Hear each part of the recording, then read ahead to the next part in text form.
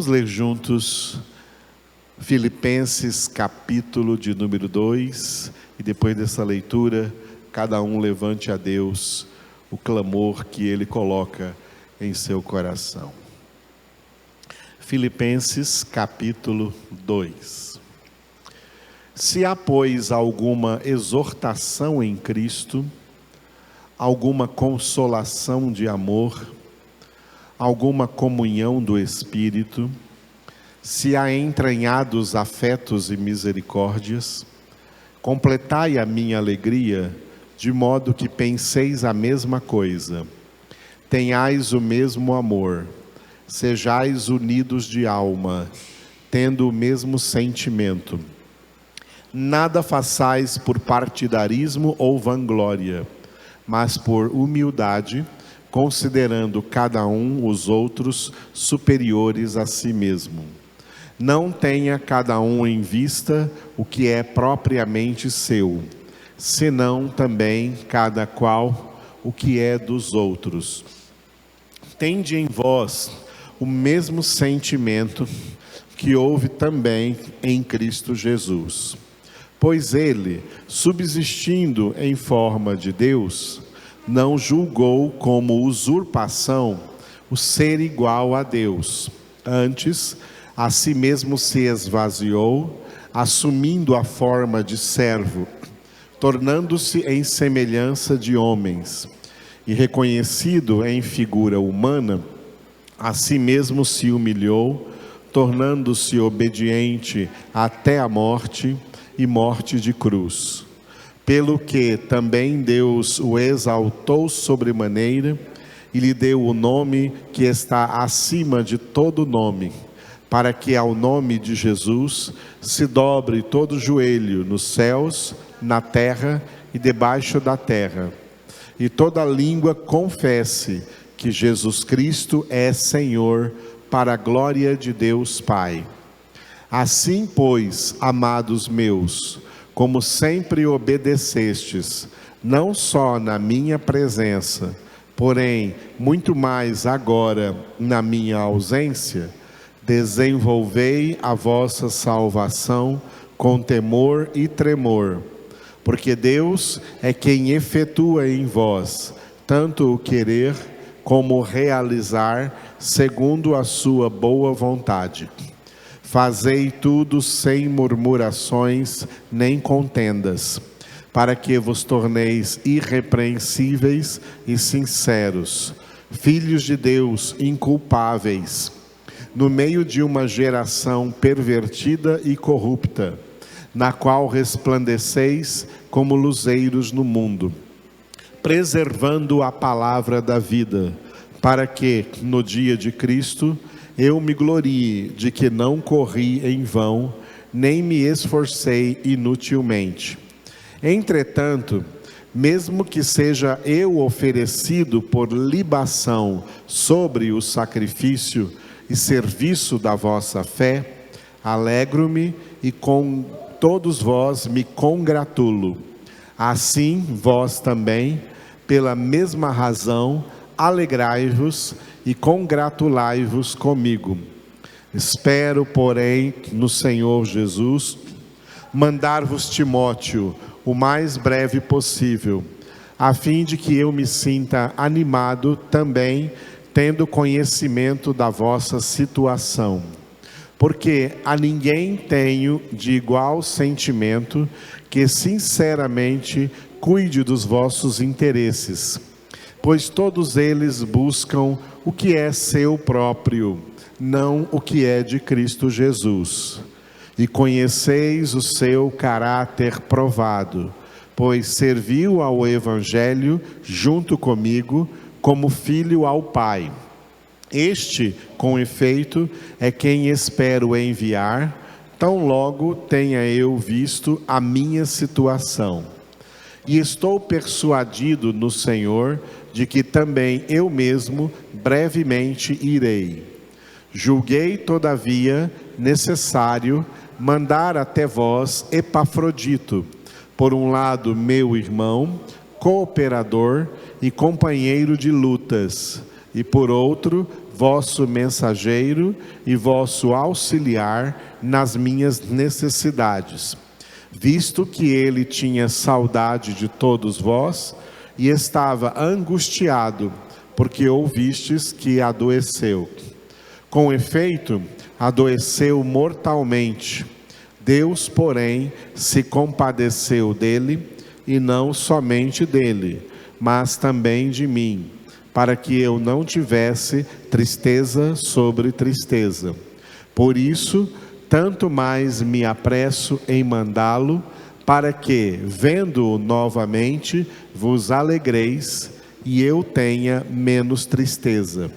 Recebei-o, pois, no Senhor, com toda a alegria, e honrai sempre a homens como esse, visto que, por causa da obra de Cristo, chegou ele às portas da morte, e se dispôs a dar a própria vida, para suprir a vossa carência de socorro para comigo.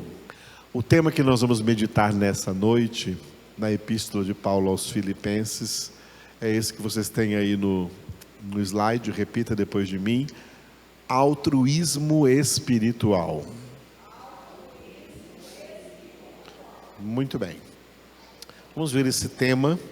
Esse tema vai encerrar aqui, essa pequeniníssima parte aqui, esse pequeno parágrafo que vai no capítulo 2 aqui de Filipenses, do versículo 2 até o versículo 4, tá? Cujo título é, diga, unidade. Amém? Nós estamos vendo nesta epístola, nesse texto, que Paulo traçou algumas coisas que devem fazer parte do perfil dos verdadeiros filhos de Deus, das verdadeiras filhas de Deus. E uma dessas coisas que devem fazer parte do perfil de quem verdadeiramente é de Deus é a preservação da nossa unidade espiritual em Cristo, com Cristo e por Cristo. Aleluia. Jesus, Ele não nos salvou para que nós sejamos pessoas divididas, separadas uns dos outros, não. O propósito da salvação é nos fazer um em Cristo. E é do número 1 que vem a palavra unidade, porque Jesus só tem um corpo. Jesus só tem uma igreja, que ele disse: sobre esta pedra edificarei a minha igreja. Em termos de igrejas plurais, a gente não vê unidade, infelizmente. Igrejas plurais, igrejas institucionais, igrejas denominacionais, a gente não vê unidade. Por quê? Por que não vemos unidade? Porque essas igrejas plurais, elas não são comunidades de salvos. Elas são comunidades que contêm alguns salvos, mas não a maioria dos membros dessas igrejas. Porque esse é um fator que define a realidade do assim chamado povo de Deus em todas as eras. Em todas as eras, em todas as gerações de povo de Deus e em todas as gerações de cristãos, de crentes, de evangélicos, esses crentes são divididos em dois grupos: um grande grupo dos muitos chamados e um pequeno grupo dos poucos escolhidos, conforme Jesus declarou em Mateus 22:14, muitos são chamados, porém poucos os escolhidos. Isso é uma realidade contra a qual não existe o que fazer, nem contra lutar, porque essa realidade é propósito de Deus e realização de Deus. Portanto, como a maioria do assim chamado povo de Deus é dos muitos chamados, os muitos chamados não têm espiritualidade suficiente para terem unidade espiritual. Os muitos chamados são crentes carnais. E como Paulo escreveu aos Coríntios, 1 Coríntios capítulo 3, disse, vocês são carnais. Por quê? Porque existe divisões entre vós. O fato de existir divisões entre vós, o fato de um de vocês dizer, de um grupo dizer, eu sou de um partido, outro eu sou de outro partido, outro eu sou de outro partido, não é porque vocês são carnais e pensais de um modo totalmente humano. Os carnais são divididos.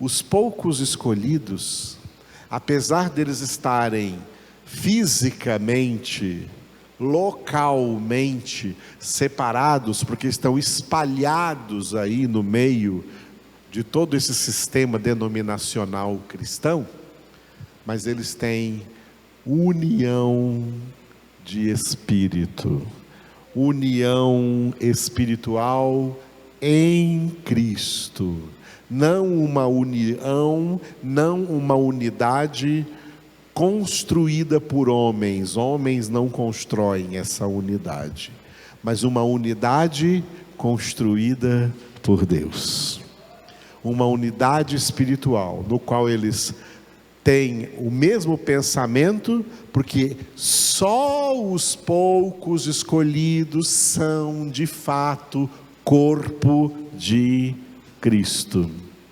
Os muitos chamados não são o corpo de Cristo, porque no corpo de Cristo não há divisões, é um só corpo, sem divisão, e os que fazem parte desse corpo não pensam diferente uns dos outros, porque eles têm o mesmo pensamento da única cabeça que rege esse corpo. A cabeça é Jesus. Aleluia. Por isso, o homem espiritual, 1 Coríntios 2,16, o homem espiritual tem a mente de Cristo. O homem espiritual não tem mais a mente decaída, sectária. O homem espiritual tem a mente de Cristo, o que o une a Cristo como membro do corpo de Cristo, e esse corpo tem uma única cabeça, portanto, uma única mente, um único pensamento desenvolvido aqui em toda a palavra de Deus. Isso é a unidade. Glória a Deus. Portanto, os poucos escolhidos são ovelhas. Ovelhas são unidas em um só rebanho e um só pastor. Olha o número 1 aí, de unidade. Um só rebanho e um só pastor, Jesus. Os muitos chamados são cabritos. Eles não participam dessa unidade, porque eles não têm a mente de Cristo. Eles ainda são influenciados pela sua mente decaída, na qual a palavra não penetra, a palavra não entra, e ficam aí cada um com as suas próprias ideias. Um pensa de um jeito, outro pensa de outro jeito, e discordam entre eles e brigam entre eles. Não é assim. Nenhum membro do corpo de Cristo discorda do outro membro do corpo de Cristo. Os membros do corpo de Cristo concordam entre si, porque estão todos submissos à mesma cabeça, formando um só corpo. É isso o que a Bíblia chama de unidade. Aleluia.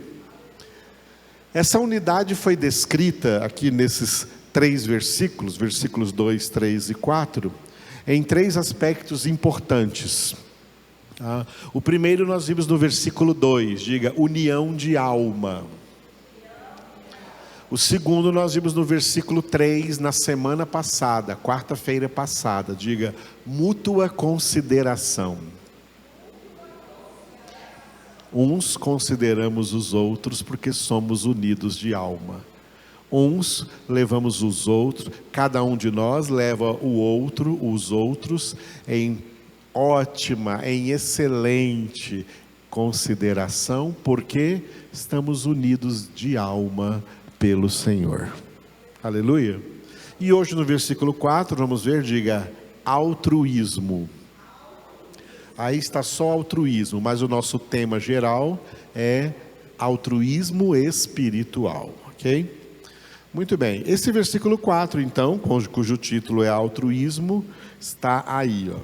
Paulo exortou assim: não tenha cada um em vista o que é propriamente seu, senão também cada qual o que é dos outros. Repitam.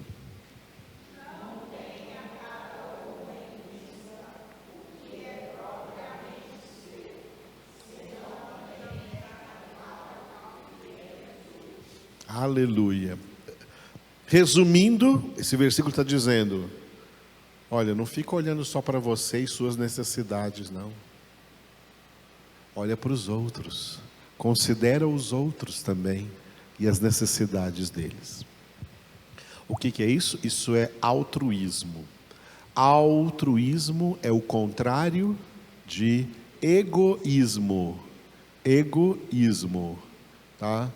O egoísmo começa com a palavra ego, que em grego é eu. O egoísta, ele tem o seu eu no centro. Ele só se importa consigo mesmo.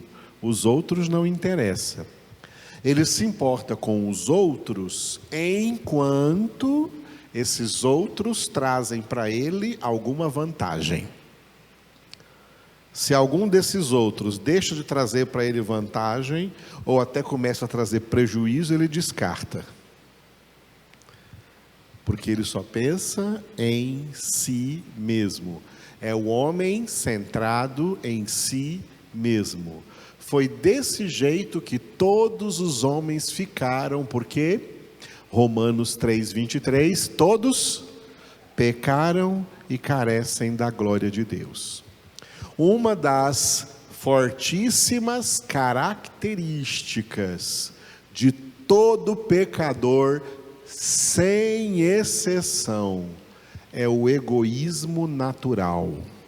Esse egoísmo natural é chamado de natural, estou chamando de natural, porque ele faz parte da natureza humana decaída.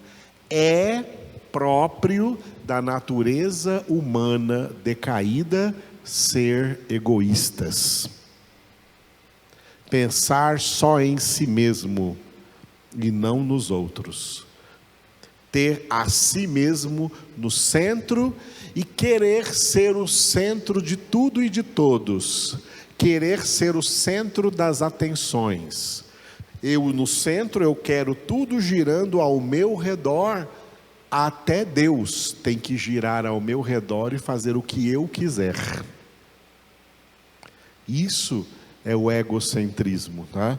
Isso é o eu no centro. Essa é a característica dos seres humanos decaídos, dos seres humanos em pecado. O que acontece, ou pelo menos, começa a acontecer a partir de uma genuína conversão. Lembrando que a palavra conversão significa mudança radical. Conversão é uma mudança radical. Conversão não é apenas uma troca de estilo de vida, como você troca de roupa, como você troca de alguns hábitos. Eu vou deixar de fazer, eu decidi que eu vou deixar de fazer algumas coisas para fazer outras coisas. Não, conversão é muito mais profundo do que isso. Conversão não é um ato humano. Nenhum homem tem o poder de converter nem a si mesmo e nem a outras pessoas. Conversão é um ato divino. Todo homem tem poder de mudar de hábitos, se ele quiser. Todo homem tem o poder de mudar o seu estilo de vida, se ele quiser. Todo homem tem poder de administrar certas mudanças na sua vida. Mas nenhuma dessas mudanças é conversão. Nem é conversão quando um homem decide, eu quero ser um religioso de agora para frente. Isso não é conversão. Isso não é conversão. A conversão não é uma decisão humana, não é uma escolha humana e não é realizada por força humana. Não há força humana que realize uma conversão. A conversão é um milagre que só Deus pode realizar. E quando Ele realiza, está realizado. Quando Ele realiza, está realizado.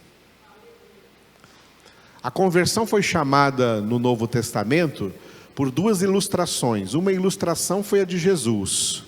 Em João 3, Jesus chamou a conversão de novo nascimento. Quem não nascer de novo, não pode ver o reino de Deus, não pode entrar no céu. O que nasceu da carne é carne, o que nasceu do Espírito é Espírito. Ok? E a outra ilustração, que eu achei ainda mais forte do que essa de Jesus, é a ilustração do apóstolo Paulo em Colossenses capítulo 3, onde ele chama a conversão de ressurreição. Portanto, se fostes ressuscitados juntamente com Cristo, isso é conversão.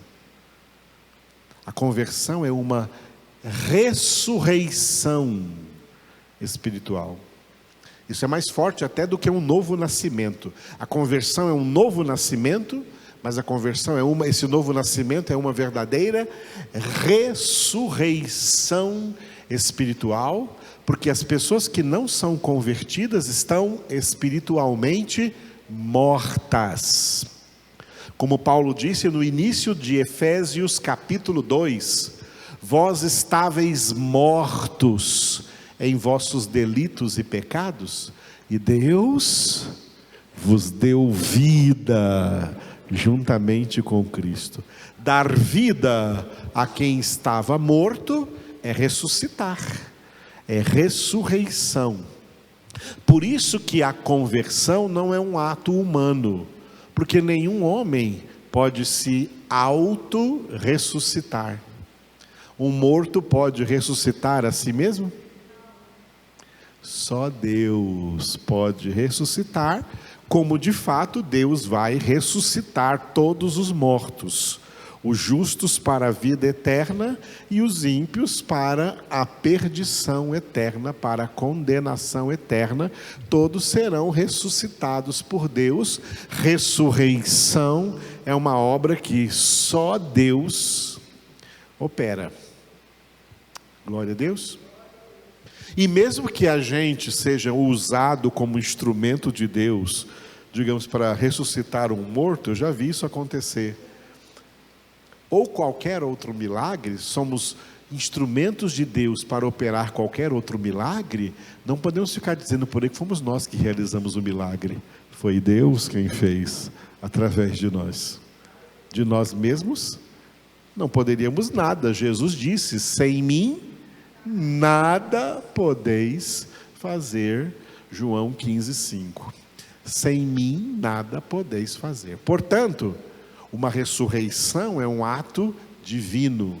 Uma conversão genuína é um ato divino, é um ato de Deus. E saibam disso com toda certeza. Deus conhece todos os eleitos que vêm ao mundo como todos os demais, em estado de pecado, mortos em pecado como todos os demais. Paulo disse isso em Efésios 2, tá? Deus ressuscita todos os eleitos para a conversão e para a vida eterna em Cristo Jesus. Cada eleito vindo ao mundo está debaixo do plano de Deus, e Deus sabe onde alcançar cada um, como alcançar cada um, em que circunstâncias alcançar cada um, o que usar para alcançar cada um. Isso está nos arcanos divinos, nos arcanos de Deus. É decisão de Deus e é ação de Deus. Ele não terceiriza essa ação para ninguém. Por isso ele disse em Isaías 43:13: agindo eu, quem impedirá? E aquela ação ali de Isaías 43:13, pode ver lá no contexto que está falando de salvação, tá? De salvação. Ali Deus disse: não há outro Salvador além de mim. Sou eu quem faço. Ninguém pode livrar ninguém das minhas mãos. E agindo eu, quem impedirá? Isso concorda bem com Romanos 9, que a salvação não depende de quem quer nem de quem corre, mas de Deus usar a sua misericórdia. Ele usa de misericórdia com quem Ele quiser usar de misericórdia, como Ele disse a Moisés: terei compaixão de quem eu quiser ter compaixão, terei misericórdia de quem eu quiser ter misericórdia, e Ele endurece a quantos Ele quiser. Sabe por quê? É porque Ele é Deus. E Ele pode fazer o que quiser. Deus é o único ser que tem total liberdade para fazer o que Ele quiser, porque a sua vontade sempre é boa, agradável e perfeita. Quando Deus, portanto, opera uma genuína conversão, a conversão é uma mudança profunda que só Deus pode operar. E nessa mudança profunda, Deus destrona o nosso ego do centro da vida, e Ele vem ser o centro da nossa vida. E quando Deus vem ser o centro da vida de uma pessoa, essa pessoa vai deixando de ser egoísta, vai deixando os seus egoísmos, vai deixando de ficar olhando só para si mesmo, e começa a ser uma pessoa mais altruísta.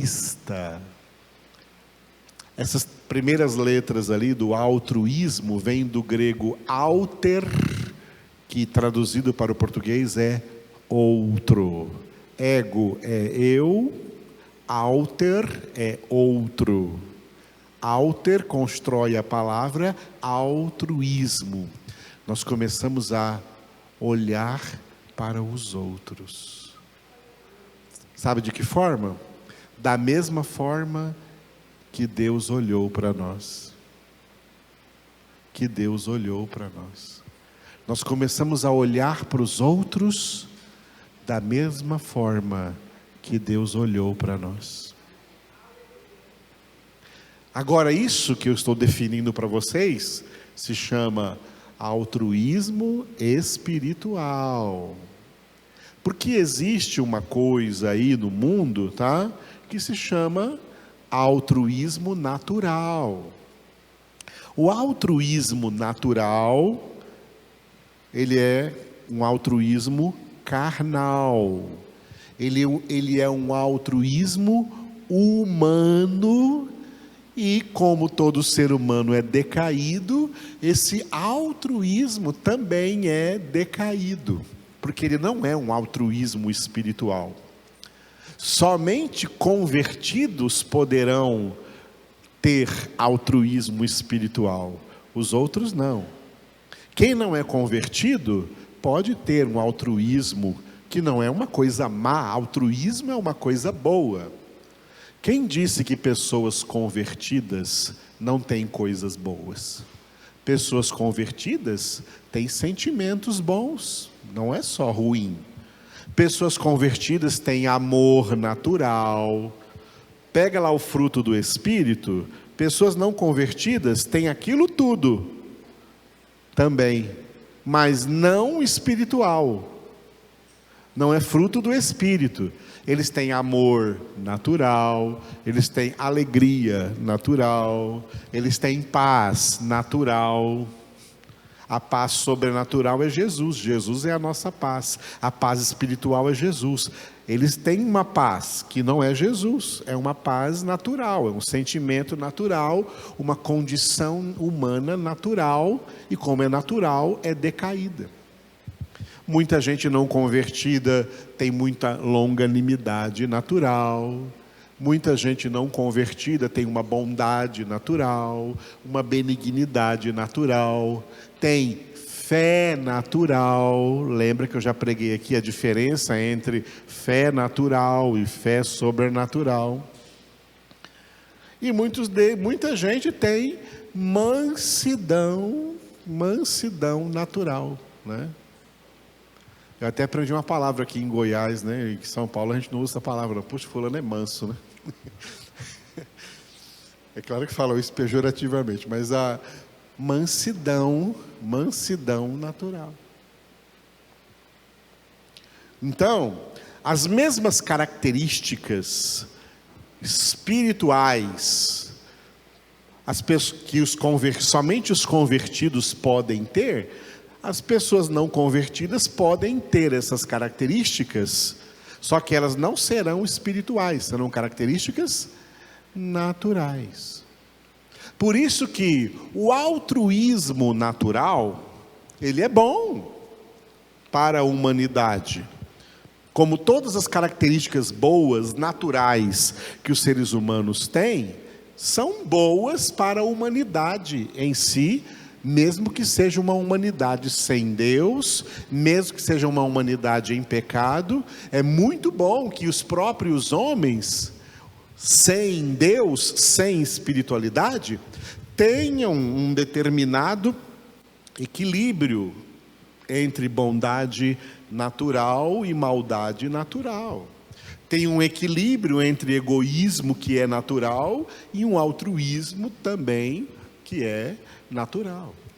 Baseado nesse altruísmo, né, tem tanta gente que ajuda as pessoas, ajudam a humanidade, né? É impressionante, né, o Salmo 139, como cada dia da nossa vida está predeterminado antes que um só deles existisse, né? A notícia que vimos hoje aí, vocês devem ter visto também nos noticiários, de um helicóptero que caiu com 7 pessoas. Caiu numa velocidade terrível, porque helicóptero é aquilo, né? Cai numa velocidade terrível, é ferro, é peso caindo, com 7 pessoas, 5 adultos e 2 crianças. E já começou a pegar fogo, e caiu numa mata próxima de um supermercado, e os funcionários do supermercado, olha o altruísmo natural, Ao invés de ficar assistindo o que ia acontecer, eles pegaram extintores por todo lugar que havia, correram, apagaram o fogo e conseguiram tirar com vida 7 pessoas de dentro do helicóptero. Nenhuma morreu. Não era o dia de nenhuma delas, o dia não tinha chegado para cada uma delas. Mas olha o que Deus usou para que nenhuma delas morresse antes do dia. Deus usou o altruísmo natural daqueles homens que correram, pegaram pallets, entraram ali no meio, tiraram as pessoas dali, apagaram o incêndio, apagaram o fogo, tiraram as pessoas dos escombros e, né, todas elas com vida. Isso é uma ação bonita. Mas isso é altruísmo natural. Altruísmo natural. O que fazem, por exemplo, Médicos Sem Fronteira, o que fazem entidades chamadas de caridade, que adquirem, cestas, condições, recursos para levar para as pessoas mais pobres. Tudo isso é muito bonito, irmãos. Mas isso é tudo abaixo do que é espiritual. Espiritual é muito mais alto do que isso. Isso é altruísmo natural. Seres humanos têm altruísmo natural. Mesmo seres humanos em pecado têm altruísmo natural, como tem algumas boas virtudes, algumas boas características que fazem bem para a humanidade, que trazem certo equilíbrio, tá? Que trazem certo equilíbrio para a humanidade, porque se essas coisas não tivessem de uma forma natural, a humanidade já tinha matado uns aos outros há muito tempo. Não existiria jamais ninguém na Terra. Então, naturalmente existem essas coisas, tá? Mas, quando um pecador é convertido, todas essas características naturais, boas, que ele tinha, são substituídas por características espirituais. Para que ele tenha um caráter, características vêm de caráter, para que eles tenham um caráter espiritual, o caráter de Cristo. Tem uma coisa acontecendo por aí que às vezes as pessoas não percebem, tá? Isso significa orar e vigiar, perceber as coisas acontecendo ao nosso redor, nas circunstâncias mundiais inteiras. Uma coisa acontecendo que há muito tempo atrás, já há algum tempo aí atrás, alguns anos atrás, quando a gente estava lá naquele prédio perto da rodoviária, teve uma noite lá que eu passei um filme chamado A Jornada. Alguns aqui se lembram desse filme chamado A Jornada, que eu passei lá uma vez. Eu passei esse filme porque ele me chamou muita atenção para isso que eu vou dizer para vocês agora, Um pastor, de palavra de Deus, O filme é uma ficção. Ele entrou numa máquina do tempo e veio para o presente. Ele era de alguns séculos atrás e veio para o presente. E uma coisa que ele notou no presente que estava acontecendo era o seguinte: que a humanidade estavam assim, tomando uma coisa que eles chamam de princípios, pegando assim, como que emprestado, ou roubado mesmo, ou tirado, os princípios do Evangelho, os princípios de Jesus. Quais são as coisas boas, os princípios bíblicos? Vamos usar os princípios, porque eles são bons, mas sem o autor desses princípios.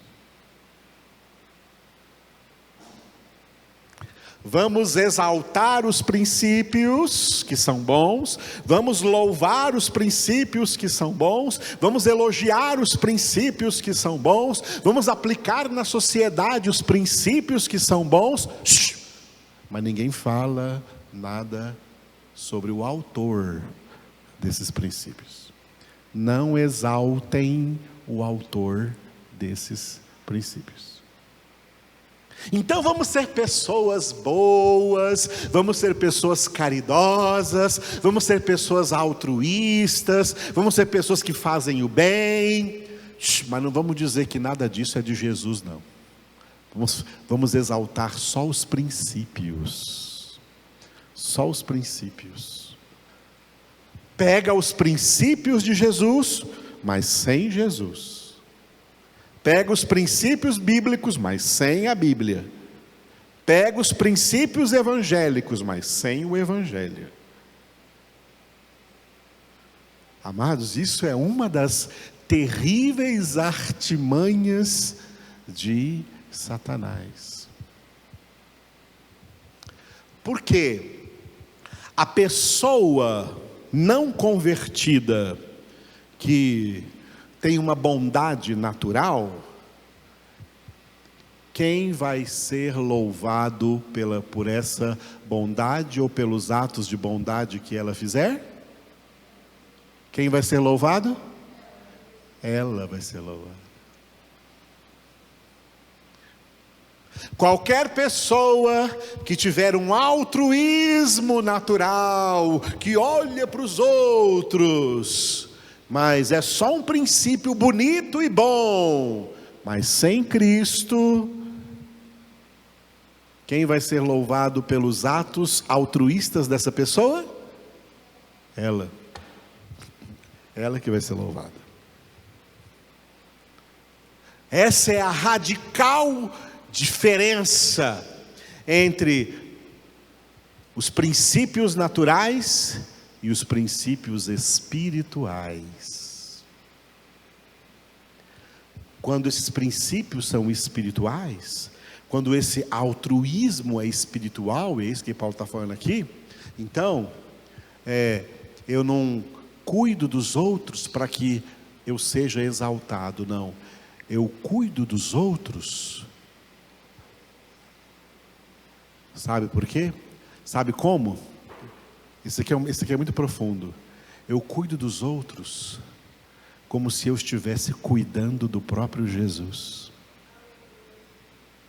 Eu sirvo aos outros como se eu estivesse servindo o próprio Jesus. Eu amo Jesus nos outros. Eu amo os outros como se estivesse amando Jesus. Amados, esse é o segredo para vocês entenderem a última parábola de Mateus 25, que Jesus profetizou ali a separação de ovelhas e cabritos. Ele disse às ovelhas: vinde a mim, benditos do meu Pai, tomai posse do reino que vos está preparado, porque tive fome e me destes de comer, tive sede e me destes de beber, estava nu e me vestistes, estava enfermo ou na prisão e me visitastes. Senhor, quando foi que nós fizemos isso contigo? A mesma coisa falou com os cabritos: apartai-vos de mim, malditos, para o fogo eterno, porque tive fome e não me destes de comer, tive sede e não me destes de beber, estava nu e não me vestistes, estava enfermo ou na prisão e não viestes a mim. O que Jesus estava propondo ali não eram obras sociais da igreja. O que Jesus estava ensinando ali em termos de parábolas, em termos de uma parábola, de uma analogia, de uma comparação, é que a verdadeira espiritualidade de quem é ovelha do rebanho de Cristo é olhar as necessidades dos outros e cuidar deles como se estivessem fazendo isso diretamente para Jesus. Para Jesus.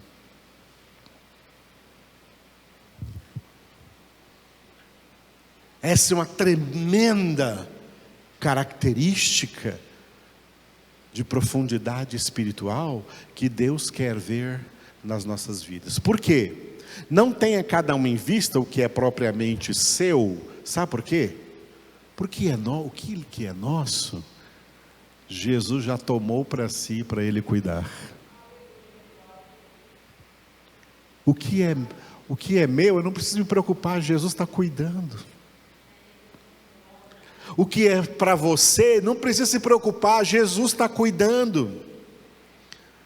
Jesus falou em Mateus 6, não andeis ansiosos pela vossa vida, nem pelo que haveis de comer, nem pelo que haveis de beber, nem pelo que haveis de vestir.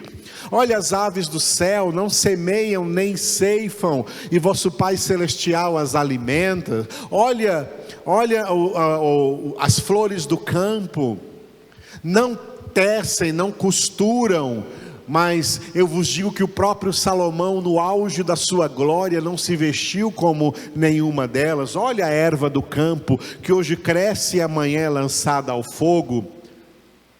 Ó homens de pequena fé, se o vosso Pai Celestial cuida das aves do céu, cuida da erva das flores do campo, não terá cuidado de vós? O que vocês têm que fazer é buscar em primeiro lugar o seu reino e a sua justiça, e essas coisas vos serão acrescentadas. Se Deus se preocupa das minhas coisas, se ocupa das minhas coisas, para prover o que eu preciso, Ele me deixa tempo para eu considerar o que é dos outros, para eu levar em conta o que é dos outros. As heresias da virada do século formou uma geração de crentes egoístas. O egoísmo deles começa nas orações. Eles só oram para si mesmos. Eu estou orando pela minha bênção, eu estou orando porque Deus vai me abrir a porta para mim, Deus vai dar o que eu quero, é o que eu estou sonhando, eu estou orando por mim mesmo. Os crentes pararam de orar pelos outros, eles só oram por si mesmos, fazem campanhas por si mesmos, fazem sacrifícios por si mesmos. Isso não é uma novidade, já no Antigo Testamento acontecia isso.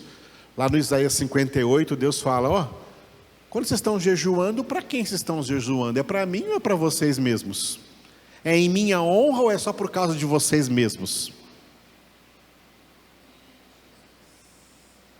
Essa é a religiosidade. Por isso que eu digo para vocês aqui, religião não é de Deus, religião é egoísta, religião é egocêntrica. Cada um está pensando em si mesmo, em mais ninguém, nem em Deus, é em si mesmo. É em si mesmo. Esses são os cabritos. As ovelhas verdadeiramente convertidos passam a pensar nos outros. Olha Paulo pensando nos outros aqui em termos de oração. 1 Timóteo 2:1. Acima de tudo, eu vos rogo que se façam súplicas, orações, intercessões em favor de todos os homens. Em favor de todos os homens. Está cheio de gente aqui na internet falando, usando o texto do Antigo Testamento, falando assim: ore por Israel, ore por Israel, ore por Israel. Eu coloquei também um texto meu aqui dizendo assim: olha, eu oro por Israel, eu oro pelo Brasil, eu oro pelo México, eu oro pelo Japão, eu oro pela Palestina, eu oro para todas as nações onde tem seres humanos, porque eu tenho que orar em favor de todos, e não de um especificamente. Esse negócio do Antigo Testamento de orar por Israel era coisa para o povo da antiga aliança antes de Cristo, porque o povo de Deus da antiga aliança era um povo nacional, que tinha uma nação geopolítica na terra. O povo de Deus na nova aliança não é mais um povo nacional, é um povo espiritual, ao qual Jesus disse: ide por todo o mundo e pregai o evangelho a toda criatura. Está vendo como Jesus abriu o leque para todas as nações da terra? Em todas as nações da terra Deus tem os seus eleitos, e mesmo para aqueles que não são eleitos, para todos eles nós temos que orar, e orar em favor, nunca contra nenhum. E aí vem o versículo 2, 1 Timóteo capítulo 2, versículo 2: orar em favor de todos aqueles que estão investidos em posição de autoridade. Não é para orar contra nenhum governante, é para orar em favor. Isso que o nosso Deus ordena. Em favor, nunca contra nenhum governante. Por quê? Daniel 2:21. Quem levanta e remove governantes é Deus, não é o povo, é Deus. Daniel 2:21. Seja quem for o governante da nação, do estado, da cidade ou de qualquer outro país, ele está na posição de governante porque Deus o colocou nessa posição. E se você não crê nisso, você não crê na Bíblia. Não estou inventando, é a palavra de Deus que diz isso. E como obediente à palavra de Deus, nós oramos em favor de todos os governantes. E Paulo fala para quê? Para que tenhamos vida tranquila e mansa, com toda piedade, respeito e justiça na face da terra. Enquanto estamos na terra, é isso. E isso é uma forma de ser altruísta espiritualmente, porque orar em favor de todos esses seres humanos que jazem no maligno, só nós podemos fazer essa obra. Não há ninguém mais que possa agir contra o diabo que tem dominado a humanidade. Não há ninguém mais na terra que possa lidar contra as forças espirituais do mal, contra Satanás e os demônios, contra o príncipe desse mundo, a não ser nós, os filhos de Deus. Por isso Paulo disse, essa é a nossa luta. Não é contra os homens, não é contra carne e sangue, é contra os principados e potestades do mal, contra os espíritos malignos neste mundo tenebroso. Só nós podemos lutar contra eles, e uma das formas de empreendermos essa luta é orando em favor de todos os homens, cobrindo a humanidade de orações, porque Deus não ouve nem atende orações de outras pessoas, a não ser de nós. João 9, Deus não atende pecadores. Só nós podemos realizar essa obra espiritual, super altruísta, com altruísmo espiritual, de orar em favor de todos. E também de pregar o Evangelho, como Jesus disse a toda criatura. Ninguém pode fazer essa obra. Os dois maiores bens que ninguém mais pode fazer, só nós podemos fazer pelas pessoas, é orar por elas e pregar para elas o Evangelho. E uma pregação temperada com o nosso testemunho de vida. Por isso Jesus disse, sereis minhas testemunhas.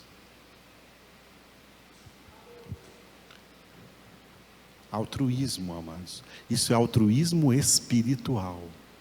Quando nós praticamos esse altruísmo espiritual, tá? Tive fome e me destes de comer. Pessoas que estão famintas, com fome de Deus, só nós podemos matar essa fome delas. Tive sede e me destes de beber. Pessoas que estão por aí sedentas de Deus e não tem quem leve Deus a elas, tem nós. Estava nu e me vestiste. As pessoas sem Deus estão espiritualmente vestidas, e se nós evangelizarmos essas pessoas, elas vão ser revestidas de Cristo.